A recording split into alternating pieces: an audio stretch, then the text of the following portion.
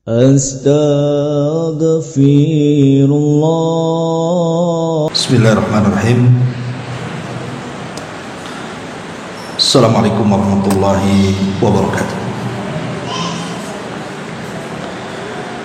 Alhamdulillah wassalatu wassalamu ala Rasulillah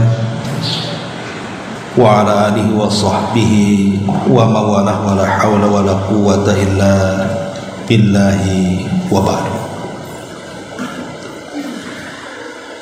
Alhamdulillah, segala puja dan puji hanya milik Allah subhanahu wa ta'ala. Salat dan juga salam kita hadiahkan kepada Rasul kita Nabi besar Muhammad sallallahu alaihi wa ala alihi wasallam. Pembahasan di pagi hari ini kita akan membahas satu tema tentang keajaiban air hujan.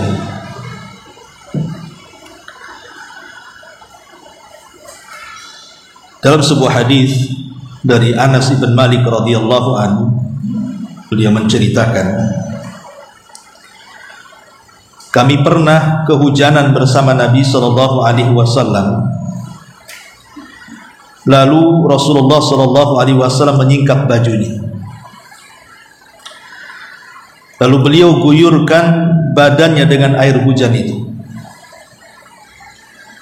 Qalu, para sahabat bertanya, "Ya Rasulullah, wahai Rasul, mengapa Anda melakukan hal itu?"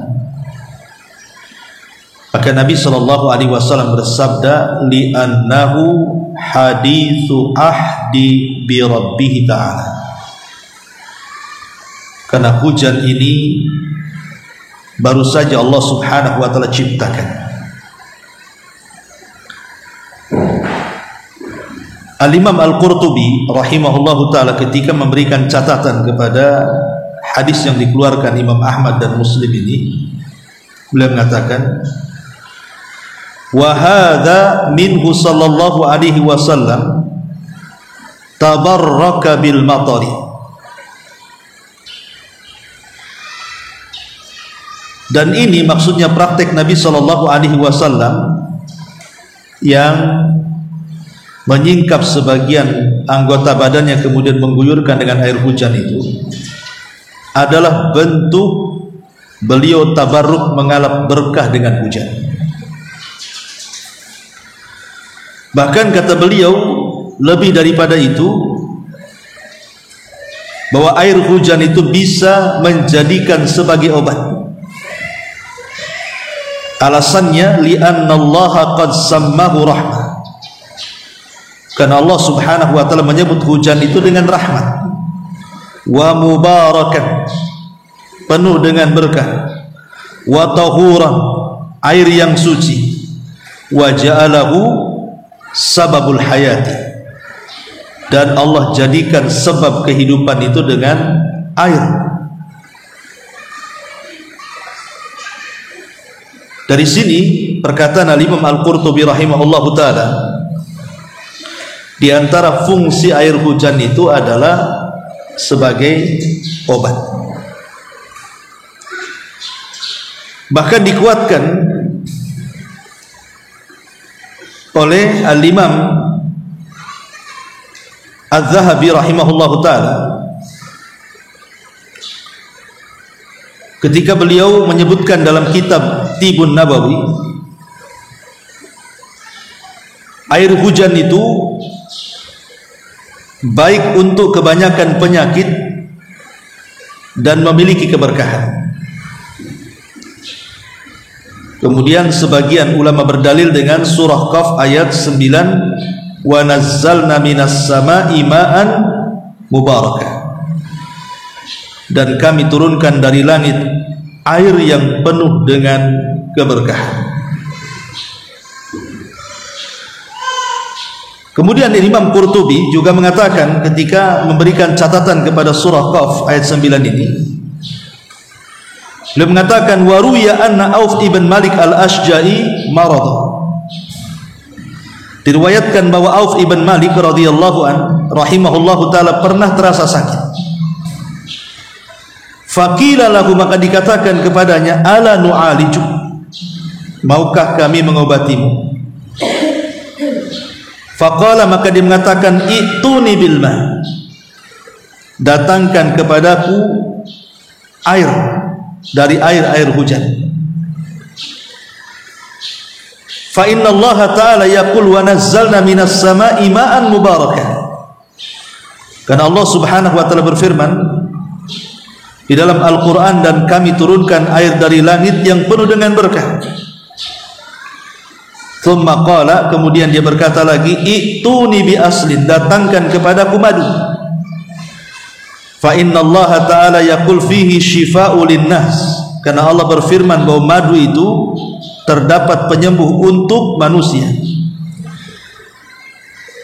Kemudian dia mengatakan lagi, "Wa'tuni bi zait." Datangkan kepadaku dengan minyak zaitun. Fa inna Allah ta'ala yaqul, karena Allah Subhanahu wa taala berfirman, "Syajaratun mubarakah." Bahwa pohon zaitun adalah pohon yang penuh berkah. Kemudian dia pun mencampurkan semua bentuk air ini, air hujan, kemudian madu dan juga minyak zaitun. Kemudian Auf ibn Malik al-Ashja'i rahimahullah ta'ala meminumnya. Akhirnya Allah Subhanahu wa ta'ala sembuhkan penyakitnya.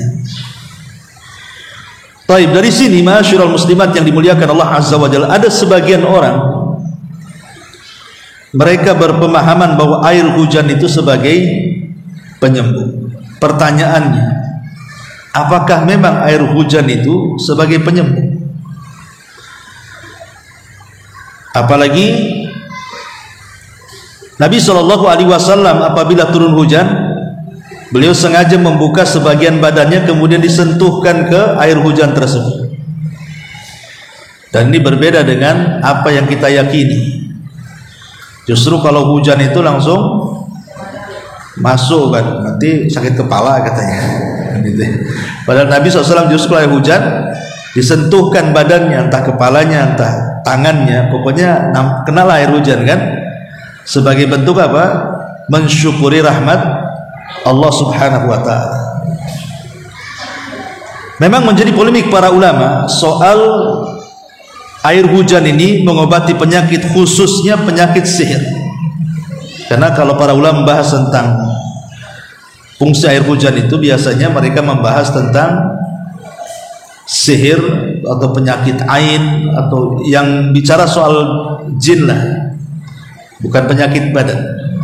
Bahkan sampai sebagian ulama itu mengatakan kalau terkena sihir atau terkena ain, maka tampunglah air hujan, kemudian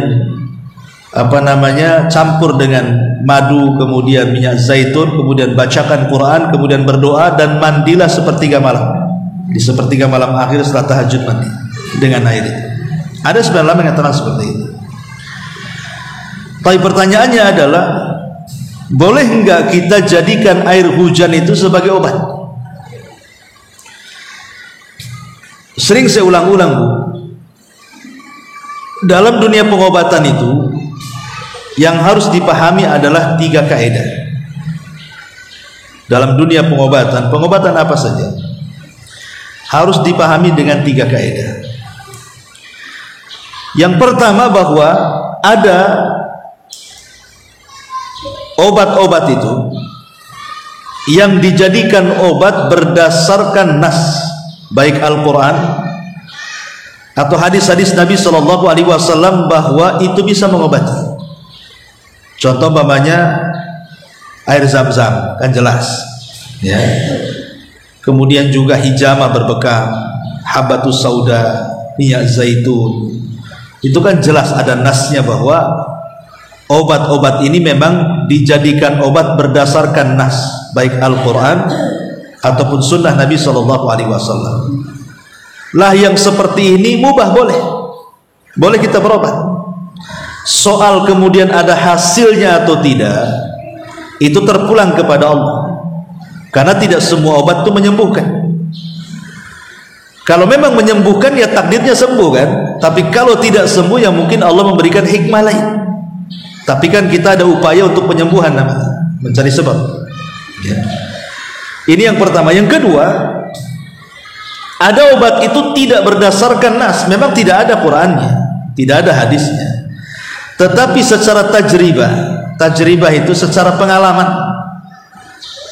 setelah banyak diuji dan dicoba, akhirnya bisa menyembuhkan. Seperti herbal, jamu-jamu, itu kan nggak ada hadisnya. Jamu pegelinu apa kan nggak ada hadisnya. Cuman berdasarkan penelitian bahwa kalau minum ini dan sudah banyak dibuktikan sembuh pula pegel-pegelnya kan, maka mubah boleh berobat dengan obat yang seperti ini. Dan yang ketiga, tidak ada nas Qur'annya, tidak ada nas hadisnya bahwa ini obat, juga tidak pernah dibuktikan bahwa ada yang sembuh dengan obat ini. Inilah yang dilarang, tidak boleh. Seperti yang dilakukan para dukun yang membuka praktek pengobatan. Kadang-kadang mereka melakukan praktek pengobatan kan aneh-aneh itu, yang mengandung kesyirikan kan, terkadang harus menyembelih dan begitu seterusnya.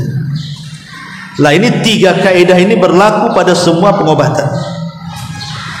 Nah sekarang kalau seandainya kita terapkan kepada permasalahan yang kita kaji ini, soal air hujan, apakah kemudian air hujan itu bisa dijadikan obat? Kalau secara zatnya tentu tidak. Zat air hujan itu bukan obat, karena memang tidak ada dalil yang mengatakan bahwa zat air hujan itu obat. Dan itu berdasarkan banyak fatwa para ulama. Di antaranya Syekh Saleh Al-Munajjid mengatakan, walakin la yanbaghi nisbatus syifa ila hadzal ma' illa bidalil. Akan tetapi tidak selayaknya menisbatkan air hujan sebagai obat kecuali dengan dalil. Dan tidak ada dalil yang menunjukkan bahwa zat air hujan itu adalah obat. Wa in kanat al barakatu tsabitatu li hadzal ma' qad tanfa fil ilaj walakin la najzim bi wuqu'il ilaj wasyifa ma lam yarid nassun syar'iyyun khassun bihi wa la yanbagil jazmu bidzalika linnas. Kemudian beliau mengatakan, meskipun kita tidak ingkari bahwa air hujan itu penuh dengan berkah, bisa menjadi bermanfaat bagi obat, akan tetapi memastikan pengobatan dan penyembuhan dengan air hujan tidak ada dalil dalam nas syariat secara khusus. Artinya tidak layak memastikan bahwa air hujan itu secara zatnya adalah obat. Boleh jadi mungkin kita katakan sebagai sebab saja, dan itu pun harus dibuktikan kan, begitu ya, harus dibuktikan betul nggak kalau seandainya air hujan itu menjadi obat. Kalau seandainya kemudian betul-betul bisa menyembuhkan dengan air hujan itu, berarti bukan zatnya, tetapi air hujan itu hanya sebagai sebab wasilah, tetap Allah yang menyembuhkan. Karena ada juga sebagian ulama ya yang saya dengar itu menceritakan tentang ada orang terkena stroke, kemudian dinasihati untuk menampung air hujan. Kemudian setelah ditampung air hujan itu ya dicampur dengan madu, kemudian dicampur dengan minyak zaitun, kemudian dibacakan Al-Quran dan berdoa, karena doa ketika hujan itu kan mustajab ya, doa ketika hujan itu mustajab. Jadi dia mandi dengan air itu, qadar Allah subhanahu wa ta'ala sembuh stroke. Ada kisah seperti ini. Tapi kan kisah ini kan 1001. Maksudnya 1001 itu kan tidak semua seperti ini kan, begitu ya. Kalau memang zatnya memang bisa menyembuhkan, kan semua orang bisa menjadikan air hujan itu sembuh. Kalau kebetulan kemudian air hujan ketika praktek kepada orang ini sembuh, yaitu karena izin Allah, berarti air hujanlah sebagai penyebab kesembuhan, tapi bukan zatnya. Ma'asyiral muslimat yang dimuliakan Allah Azza wa Jalla, intinya bahwa bicara soal air hujan ini kita tidak syak lagi bahwa Air hujan adalah air yang berkah. Air hujan adalah air yang penuh dengan kebaikan. Dengan adanya hujanlah tumbuh segala sesuatu yang ada di bumi, dan airnya juga bersih dan membersihkan. Artinya bisa digunakan untuk wudu, untuk mandi jinabah, untuk macam-macam, kan begitu. Dan air hujan ini air terbaik setelah air Zam-Zam, kata ulama. Air hujan ini air terbaik setelah air Zam-Zam. Ma'asyiral muslimat yang dimuliakan Allah Azza wa Jalla, baik kita masuk sedikit tentang masalah adab dan amalan ketika turun hujan.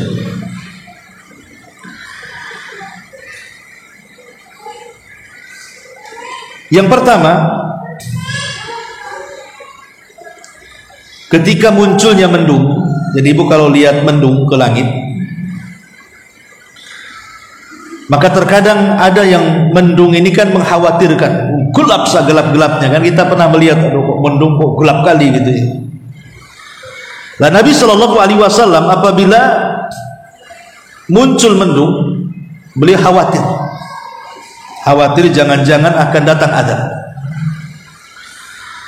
Artinya akan datang kemurkaan Allah Subhanahu wa taala. Dan itu disebutkan dalam hadis Aisyah Ummul Mukminin radhiyallahu anha.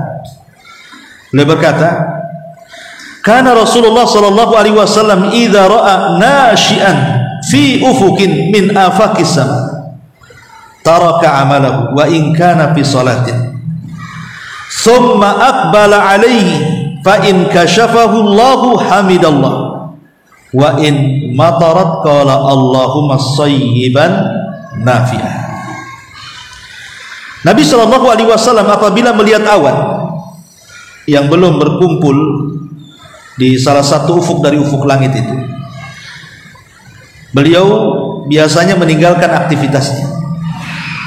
Ya, langsung ditinggalkan tuh aktivitas dia, meskipun dalam kondisi sholat. Ya, tentu maksudnya di sini sholat sunnah. Kemudian beliau kembali melakukannya jika hujan sudah selesai. Ketika awan tadi sudah hilang, maka beliau langsung memuji Allah Subhanahu wa taala, mengatakan Allahumma sayyiban nafi'ah. Ya Allah, jadikan hujan ini sebagai hujan yang bermanfaat untuk kami. Artinya pelajaran pertama, Bu, kalau kita melihat hujan, khawatirlah di situ. Jangan merasa aman dari azab Allah. Jangan-jangan itu membawa azab bagi kita. Karena umat-umat terdahulu itu juga azabnya adalah dengan cara ditumpahkan hujan seperti umat Nuh alaihi salatu wassalam. Maka katakan kalau turun hujan, Allahumma sayyiban nafi'ah. Ya Allah, semoga kau jadikan hujan ini hujan yang bermanfaat dan tidak membawa azab. Ya. Ma'asyiral muslimat yang dimuliakan Allah Subhanahu wa taala, bahkan disebutkan dalam riwayat yang lain, kana Nabi sallallahu alaihi wasallam idza ra'a makhilatan fis sama aqbala wa adbar wa dakhala wa kharaj wa taghayyara wajhu fa idza amtaratis sama surra anhu fa arrafathu Aisyah dzalik fa qala an-nabiy sallallahu alaihi wasallam ma adri la'allahu kama qala Allah azza wa jalla falamma ra'auhu 'aridan mustaqbila awdiyatihi. Nabi sallallahu alaihi wasallam apabila melihat mendung dari langit, beliau beranjak ke depan atau ke belakang atau beralih masuk atau keluar atau berusaha merubah posisi, kemudian berubah raut wajahnya. Tapi apabila betul-betul hujan itu turun, jadi Rasul itu kalau mendung takut, tapi kalau sudah turun hujan agak tenang dia. Ya. Jadi beliau mulai menenangkan hatinya. Aisyah sudah memaklumi memang Rasul seperti itu. Maka Nabi sallallahu alaihi wasallam mengatakan, aku tidak mengetahui apa itu. Seakan-akan inilah yang terjadi pada kaum Ad, sebagaimana Allah Subhanahu wa taala berfirman, maka tatkala mereka melihat azab itu berupa awan yang menuju ke lembah-lembah mereka, maka mereka pun kemudian mengikuti dan kemudian diazab. Jadi azabnya kaum Ad itu kan awan hitam. Mereka kan sudah paceklik nih. Mereka butuh hujan. Tahu-tahu awan datang, awan hitam itu disangkanya akan turun hujan. Mereka mengejar awan itu. Setelah dibawa awan, bukan hujan yang turun, halilintar yang turun, mati semua. Jadi Nabi SAW takut kalau seandainya kalau melihat awan hitam itu seperti itu, gitu maksudnya. Jadi ingat adab yang pertama atau amalan yang pertama, kalau melihat awan gelap, banyak-banyaklah beristighfar. Ini yang pertama. Yang kedua, mensyukuri nikmat turunnya hujan. Mensyukuri nikmat turunnya hujan. Karena di banyak riwayat Nabi SAW kalau turun hujan, Rasul berdoa, Allahumma sayyiban nafi'ah.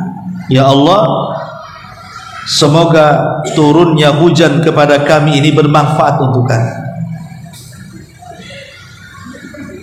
Jadi Al-Khattabi rahimahullahu ta'ala ketika memberikan catatan kepada hadis ini, doa Nabi SAW, Allahumma sayyiban nafi'ah, ya Allah, semoga hujan yang kau turunkan itu betul-betul membawa manfaat kepada kami. Kata beliau, karena air hujan itu adalah karunia dan rahmat Allah. Kalau bukan karena Allah Subhanahu wa ta'ala, kemudian hujan akan gersang bumi ini. Makanya di banyak ayat dalam Al-Quran itu, di antara fungsi hujan itu kan, kalau hujan itu kan airnya ditampung dalam tanah. Lah air yang tertampung dalam tanah itulah akhirnya jadi sumur, kita bisa ambil airnya, jadi minuman pohon-pohon, rumputan dan begitu seterusnya, akhirnya menghijau di mana-mana. Kalau seandainya tidak ada hujan, gersang hidup ini, semua akan mati, manusia pun akan mati. Karena Allah jadikan air itu segala sesuatu, dengan air itu menjadi hidup. Lah bentuk syukurnya kita kepada Allah Azza wa Jalla ketika turun hujan, berdoa, Allahumma sayyiban nafi'ah, ya Allah, semoga hujan yang kau berikan kepada kami bermanfaat. Ini yang kedua. Yang ketiga, turunnya hujan itu kesempatan baik kita untuk berdoa. Kalau turun hujan, ini waktu mustajab doa. Al-Imam Ibnu Qudamah dalam kitabnya Al-Mughni, beliau mengatakan bahwa dianjurkan ketika turun hujan itu berdoa. Karena Nabi SAW mengatakan, utlubu istijabatad du'a inda thalathin. Carilah doa yang mustajab di 3 keadaan. Inda iltiqa'il juyush, ketika berjumpa dengan 2 pasukan. Wa iqamatis salati, menjelang salat dilaksanakan. Wa nuzulil ghaithi, dan saat turun hujan. Ini 3 tempat kalau ibu berdoa mustajab doanya.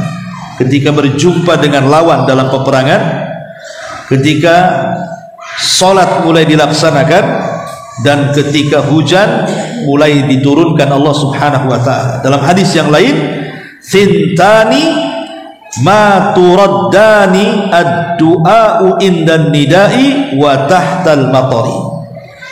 2 doa yang tidak akan ditolak, doa ketika azan dan doa ketika turunnya hujan. Itu mustajab ya. Jadi kesempatan kalau turun hujan jangan dicela ya. Karena banyak biasanya mama ini suka nyala hujan biasanya.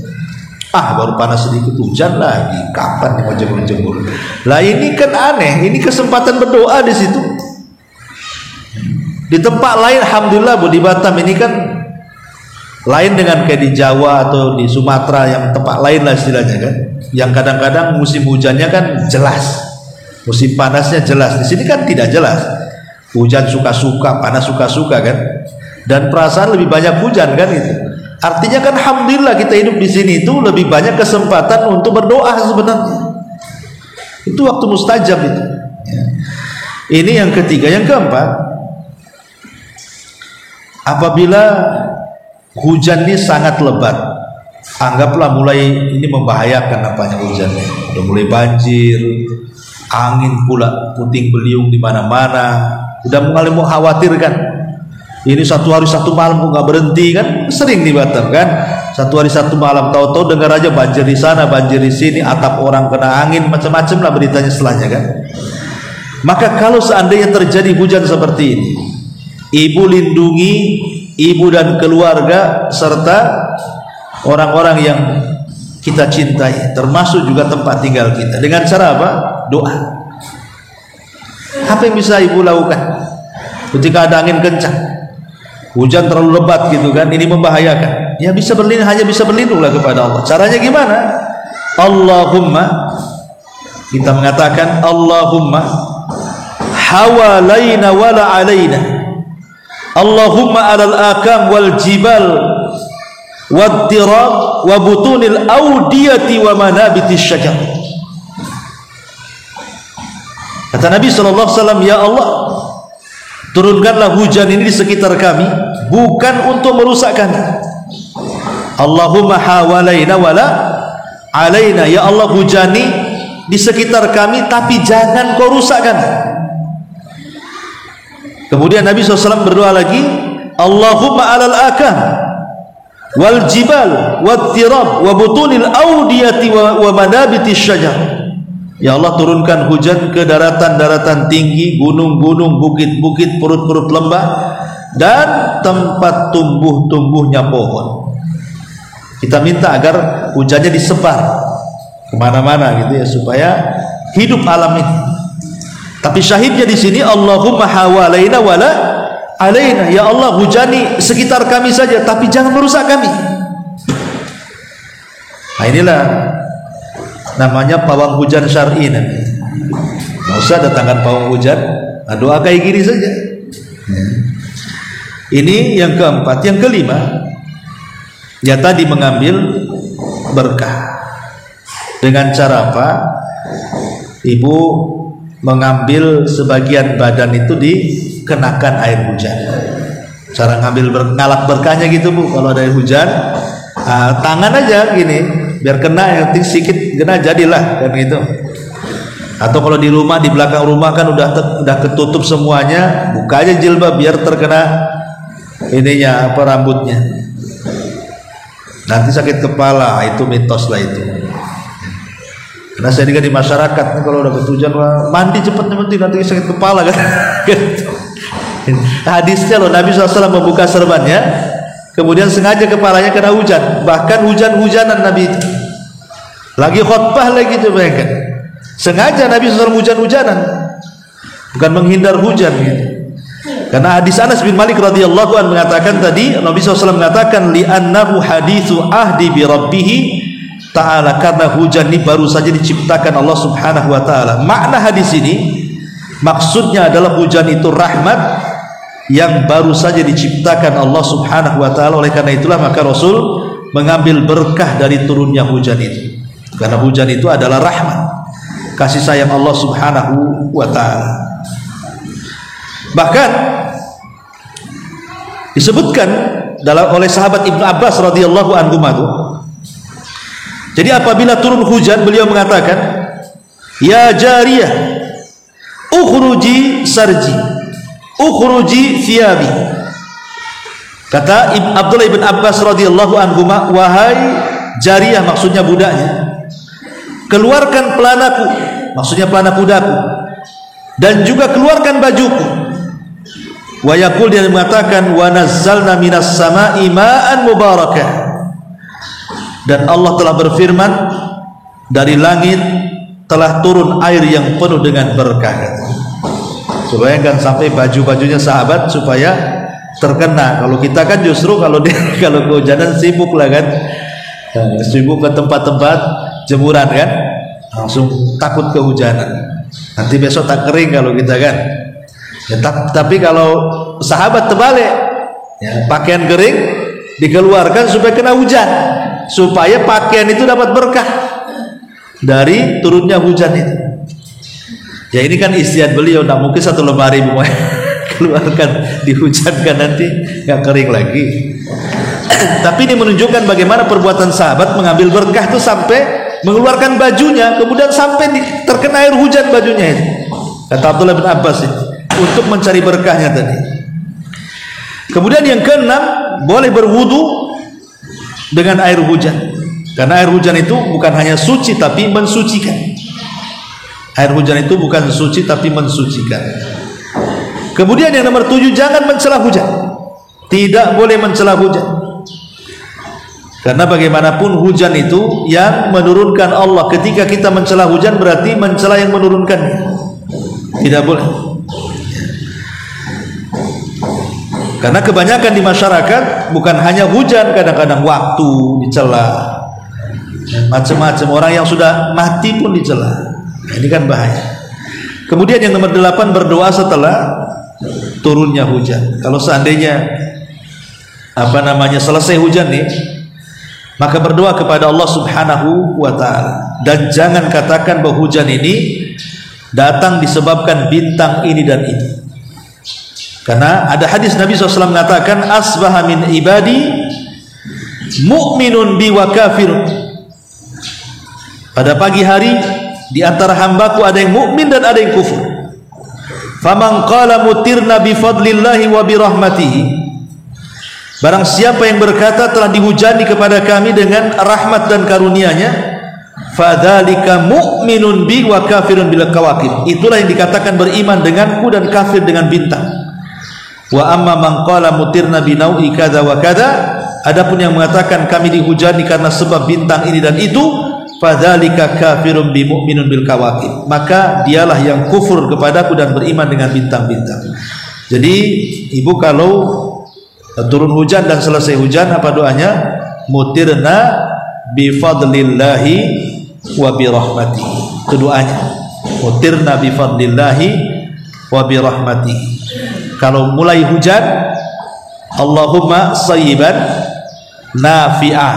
Kalau hujannya deras sekali membahayakan, Allahumma hawalaina wala alaina. Kalau sudah hujan, maka kita berdoa bi fadli Allah, mutirna bi fadlillahi wa bi rahmatihi. Baik. Ada sedikit faedah yang dikemukakan oleh para ulama. Ketika hujan itu turun, apa sih hikmah? Pertama, hikmah turun hujan itu, kalau kita melihat hujan, merasakan hujan atau hujan-hujan, satu, kita diajarkan untuk mentauhidkan Allah. Karena tidak ada yang bisa menurunkan hujan kecuali Allah. Dua, berbaik sangka kepada Allah. Berbaik sangka kepada Allah bahwa hujan ini untuk kebaikan kita. Jangan berburu sangka, karena kebanyakan orang berburu sangka. Baru panas sudah hujan lagi. Kapan lagi ini panasnya? Ya, mencela pula dia. Kemudian yang ketiga,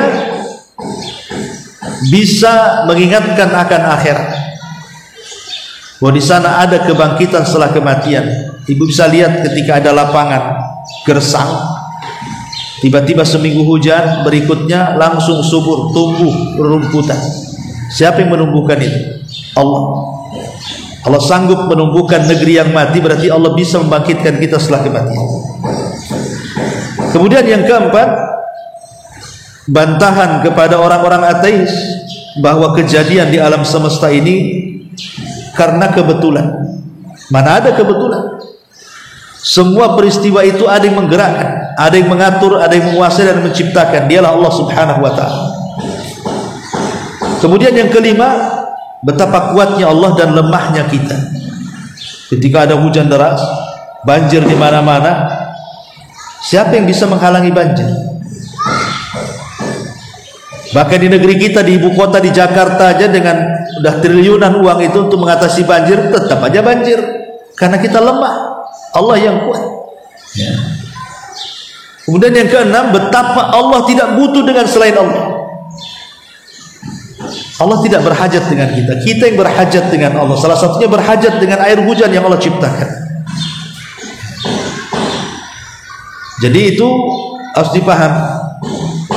Ini dari segi hikmah tauhidnya. Dan ingat bahwa turunnya hujan itu termasuk kunci kegaiban. Hanya Allah yang tahu. Gak usah kemudian sibuk ngundang-undang pawang supaya tidak hujan. Kalau Allah takdirkan tidak hujan, tidak akan hujan. Kalau Allah takdirkan hujan, mau 1000 pawang pun tidak akan bisa menghentikan hujan. Karena Allah mengatakan dalam surah Luqman ayat 34, Innallaha indahu ilmus sa'ah wa yunazzilul ghaitha, sesungguhnya Allah hanya pada sisinya pengetahuan tentang hari kiamat, dan dialah yang menurunkan hujan. Tidak ada yang tahu kecuali Allah Subhanahu wa taala. Makanya Rasul mengatakan miftahul ghaibi khamsun, kunci kegaiban itu 5. La ya'lamuha illallah, tidak ada yang tahu kecuali Allah. La ya'lamu ahadun, tidak ada satupun yang tahu yang terjadi esok hari. Ma yakunu fil satu, wala ya'lamu ahadun ma yakunu fil arham, tidak ada yang tahu bagaimana peristiwa yang akan yang ada dalam rahim seorang ibu. Bayi yang ada di rahim ibu itu kan kita tidak tahu apakah dia terlahir hidup atau mati, atau panjang umurnya atau tidak panjang umurnya, atau bahagianya atau celakanya, rezeki, nggak ada yang tahu kecuali Allah. Yang ketiga, kata Nabi SAW, wala ta'lam nafsun madza taksibu ghadan, apa yang terjadi besok hari kita tidak tahu. Yang keempat, wa ma tadri nafsun bi ayyi ardin tamut, di negeri mana kita mati kita tidak tahu. Boleh jadi kita lagi safar kemana, kecelakaan, kita tidak tahu di negeri mana kita meninggal.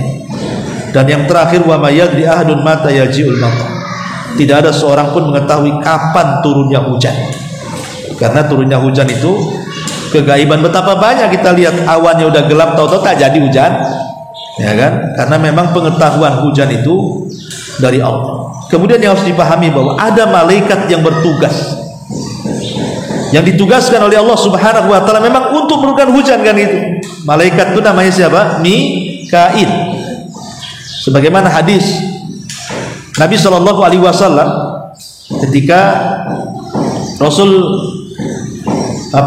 bersama Jibril, kemudian Nabi sallallahu alaihi wasallam bertanya tentang malaikat Mikail kepada Jibril, maka Jibril mengatakan qalan nabat wal qatar, ditugaskan mengurus tanaman dan hujan. Artinya malaikat yang ditugaskan untuk menurunkan hujan dan juga menumbuhkan tanaman adalah Mikail, ya.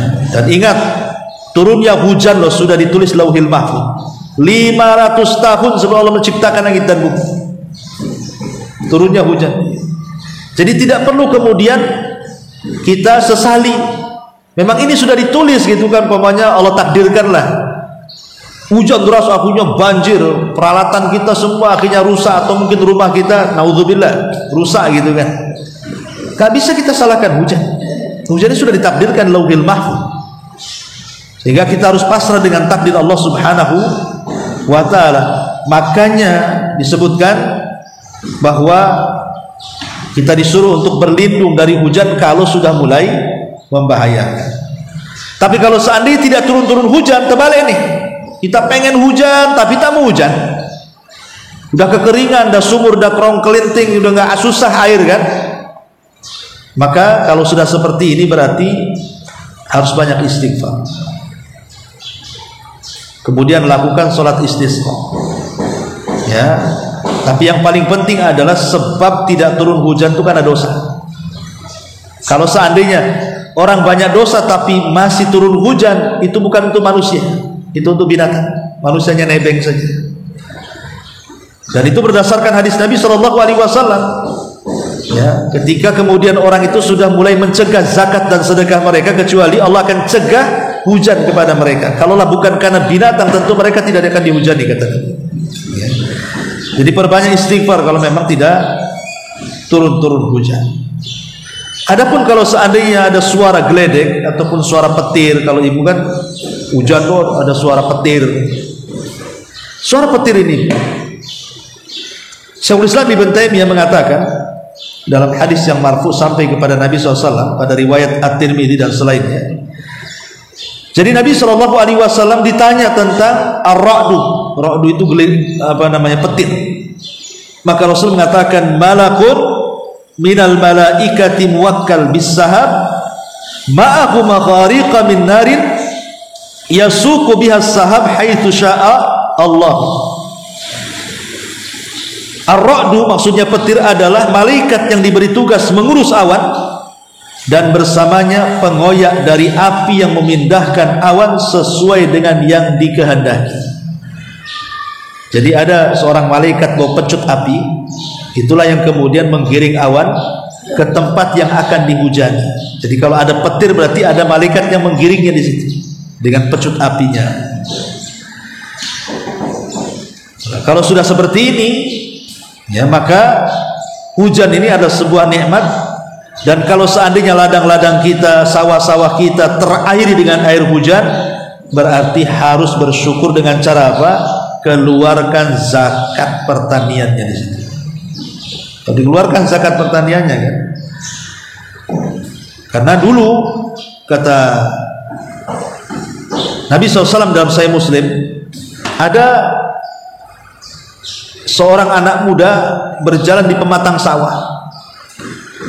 Tiba-tiba kemudian mendengar suara dari balik awan tuh. Suaranya mengatakan, "Iski hadiqata fulan." Hujani kebunnya si fulan gitu. Anak muda ini heran, kok ada suara dari atasnya. Rupanya lihat ada awan berjalan, diikutilah awan itu. Karena di balik awan tuh ada yang ngomong seperti itu, hujani pohon si fulan, hujani kebun si fulan, hujani tanaman si fulan. Diikuti sampailah ke sepetak kebun, dan hanya di situ saja hujannya. Padahal tanah di sekitar banyak, tapi tidak kemana-mana, hanya di sepetak tanah itu saja. Kan ini peristiwa aneh. Masa hujan di sepetak tanah saja, kayak orang lagi nyiram. Setelah kemudian selesai hujan, ditunggulah siapa pemiliknya. Setelah kemudian datang pemiliknya, ditanya siapa namanya. Rupanya namanya sama dengan disebut di atas. Kemudian dia mengatakan, apa yang menyebabkan ladangmu kok bisa dihujani, yang lain tidak gitu. Dia pun bingung. Nah, kok bisa? Saya tidak tahu. Cuma dia mengatakan, aku ini kalau selesai panen dari ladangku ini, aku buat jadi 3. Sepertiga aku sedekahkan, sepertiga aku kembalikan ke ladang sebagai modal, dan sepertiga aku makan keluargaku. Itu saja. Nah, berarti kalau kita ingin terus diberikan berkah dengan hujan ini, ya khususnya bagi para petani, kan mereka tidak ngairi, sudah diairi Allah kan, bersyukur dengan dikeluarkan zakatnya. Ya, wallahu alam. Inilah yang berkaitan dengan hujan. Ya sudah, tidak ada ditanya jawab, kelamaan. Subhanallah bihamdika, asyhadu an la ilaha illa anta, astaghfiruka wa atubu ilaik. Allahu ta'ala.